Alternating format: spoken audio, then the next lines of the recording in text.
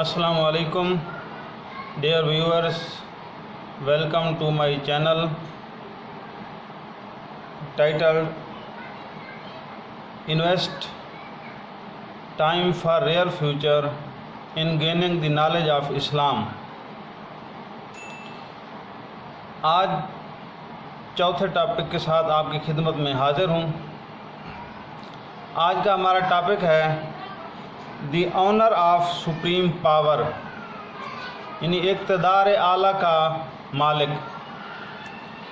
اقتدار اعلیٰ کا مالک جو ہے وہ آج ہم قرآن کی روشنی میں دیکھیں گے تو قرآن مجید میں پارہ نمبر 20 سورۃ القصص اس کی آیت نمبر 68 سے 75 تک پروردگار عالم کا ارشاد ہو رہا ہے۔ بسم اللہ الرحمن الرحیم۔ وَرَبُّكَ يَخْلُقُ مَا يَشَاءُ وَيَخْتَارُ مَا كَانَ لَهُمُ الْخِيَرَةُ سبحان اللہ وتعالی عما یشرکون۔ وَرَبُّكَ يَعْلَمُ مَا تُكِنُّ صُدُورُهُمْ مَا يُعْلِنُونَ وَهُوَ اللَّهُ لَا إِلَٰهَ إِلَّا هُوَ لَهُ الْحَمْدُ فِي الْأُولَىٰ وَالْآخِرَةِ لَهُ الْحُكْمُ وَإِلَيْهِ تُرْجَعُونَ قُلْ أَرَأَيْتُمْ إِنْ جَعَلَ اللَّهُ عَلَيْكُمُ اللَّيْلَ سَرْمَدًا إِلَىٰ يَوْمِ الْقِيَامَةِ مَنْ إِلَٰهٌ غَيْرُ اللَّهِ يَأْتِيكُمْ بِضِيَاءٍ أَفَلَا تَسْمَعُونَ قُلْ أَرَأَيْتُمْ إِنْ جَعَلَ اللَّهُ عَلَيْكُمُ النَّهَارَ سَرْمَدًا إِلَىٰ يَوْمِ الْقِيَامَةِ مَنْ إِلَٰهٌ غَيْرُ اللَّهِ يَأْتِيكُمْ بِاللَّيْلِ تَسْكُنُونَ فِيهِ أَفَلَا تُبْصِرُونَ وَمِن رَحْمَتِهِ جَعَلَ لَكُمُ اللَّيْلَ وَالنَّهَارَ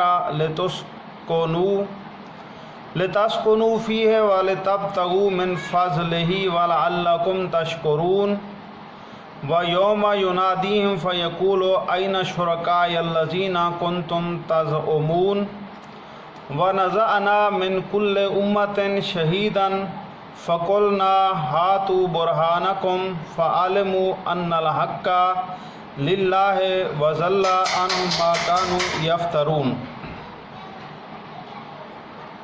پروردگار عالم ارشاد فرماتا ہے، رسول کریم صلی اللہ علیہ وآلہ وسلم سے خطاب ہے کہ یہ مشرکین آپ کے رب کے اقتدار اعلیٰ میں مداخلت کرتے ہیں، جبکہ خلق و اختیار اللہ کے ساتھ مخصوص ہے۔ جس طرح خلق میں اس کا کوئی شریک نہیں، اسی طرح اختیار و انتخاب میں بھی اس کا کوئی شریک نہیں۔ اور آپ کا پروردگار جسے چاہتا ہے خلق کرتا ہے اور منتخب کرتا ہے، انہیں انتخاب کرنے کا کوئی حق نہیں ہے۔ اللہ پاک بلند و برتر ہے اس شرک سے جو یہ لوگ کرتے ہیں، اور آپ کا پروردگار وہ سب باتیں جانتا ہے جنہیں ان کے سینے پوشیدہ رکھتے ہیں اور جو ظاہر کرتے ہیں۔ اور وہی تو اللہ ہے جس کے سوا کوئی معبود نہیں، ثنائے کامل اسی کے لیے ہے، دنیا میں بھی اور آخرت میں بھی، اور حکومت اسی کے ہاتھ میں ہے اور اسی کی طرف تم پلٹائے جاؤ گے۔ کہہ دیجئے یہ تو بتاؤ کہ اگر اللہ قیامت تک تم پر ہمیشہ کے لیے رات مسلط کر دے تو اللہ کے سوا کون سا معبود ہے جو تمہیں روشنی لا دے؟ کیا تم سنتے ہو؟ کہہ دیجئے یہ تو بتاؤ کہ اگر قیامت تک اللہ تم پر ہمیشہ کے لیے دن کو مسلط کر دے تو اللہ کے سوا کون سا معبود ہے جو تمہیں رات لا دے جس میں تم سکون حاصل کرو؟ کیا تم چشم بصیرت سے دیکھتے نہیں ہو؟ اور یہ اللہ کی رحمت ہی تو ہے کہ اس نے تمہارے لیے رات اور دن کو یک بعد دیگرے بنایا تاکہ تم رات میں سکون حاصل کرو اور دن میں اللہ کا فضل یعنی روزی تلاش کرو، اور شاید کہ تم شکر بجا لاؤ۔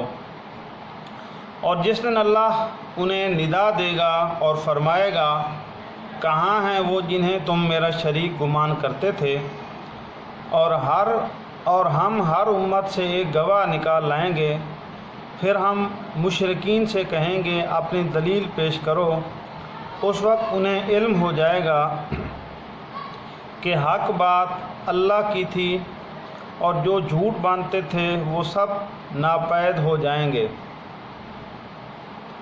اس کی تفسیر میں مفسرین لکھتے ہیں کہ رسول کریم صلی اللہ علیہ وآلہ وسلم سے خطاب ہے کہ یہ مشرکین آپ کے رب کے اقتدار عالم میں مداخلت کرتے ہیں، جبکہ خلق و اختیار اللہ کے ساتھ مخصوص ہے۔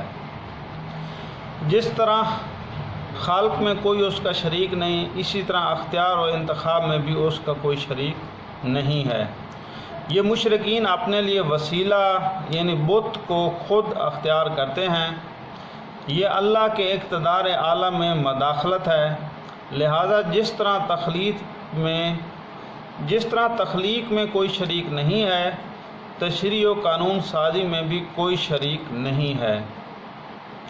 مولانا مودودی اس جگہ لکھتے ہیں، اپنے پیدا کیے ہوئے انسانوں، فرشتوں، جنوں اور دوسرے بندوں میں سے ہم خود جس کو چاہتے ہیں اوصاف، صلاحیتیں اور طاقتیں بخشتے ہیں، اور جو کام جس سے لینا چاہتے ہیں لیتے ہیں۔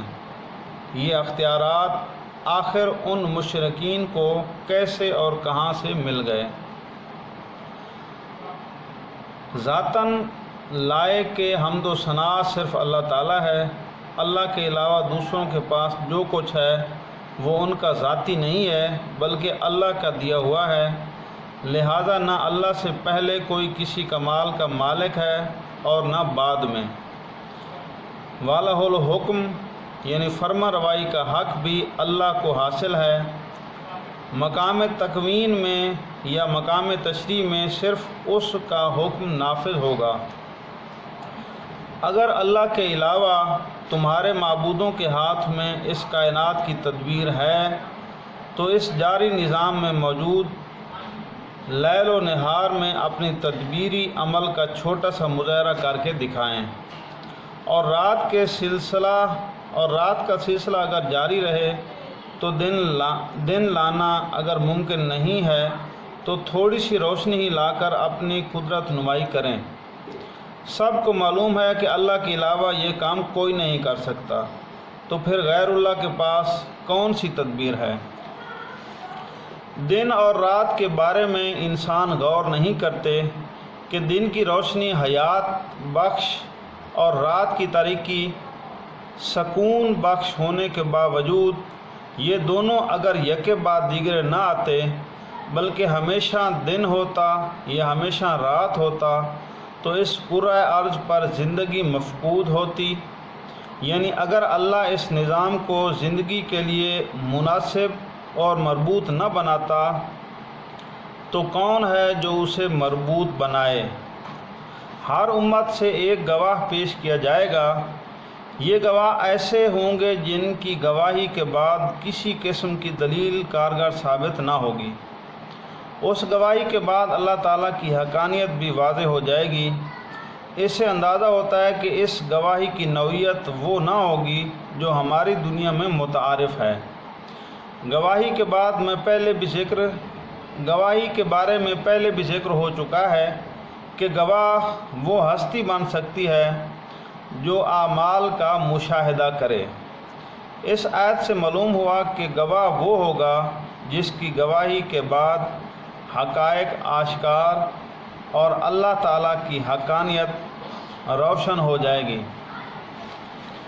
مزید اسی ہمارے جو ٹاپک ہے اقتدار اعلیٰ کا مالک، اس کے بارے میں پروردگار عالم سورۃ النحل پارہ نمبر 14 جو ہے اس کی آیت نمبر 115 اور 116 میں بھی ارشاد ہو رہا ہے۔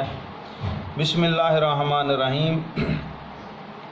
इन्नमा हर्रमा अलैकुमुल मैतता वद्दमा वलहमल खिनज़ीर वमा उहिल्ला लिगैरिल्लाहि बिही फमनिज़्तुर्रा गैर बागिन वला आदिन फ़इन्नल्लाहा गफ़ूरुर रहीम। वला तक़ूलू लिमा तसिफ़ु अलसिनतुकुमुल काज़िबा हाज़ा हलालुन व हाज़ा हरामुन लितफ़्तरू अलल्लाहिल काज़िब इन्नल्लज़ीना यफ़्तरूना अलल्लाहिल काज़िबा ला युफ़्लिहून।